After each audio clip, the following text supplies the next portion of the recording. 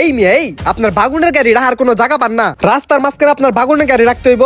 এই ভাই আপনার চোখে কি সমস্যা নাকি? কোনটা রাস্তা আর কোনটা ফুটপাত চিনেন না? এই মিয়া তুই আমার লগে তর্ক করস, তোর আজকে কি আমার ওই বাইকালা ভাই, অসহায় মানুষ দেখে জোর গলায় কথা কও। আমি তো দেখছি দুষ্টাকার। পুরান পাগলের বাত নাই, নতুন পাগলের আমদানি। দুরু মিয়া বেশি বাড়াবাড়ি করবেন, ফল কিন্তু ভালো হইব না। বুঝছি, এর বেশি ক্যাচাল করা যাবো না। তোকে দুইজনের পরে দেখতাছি face to face, eye to eye. Hot.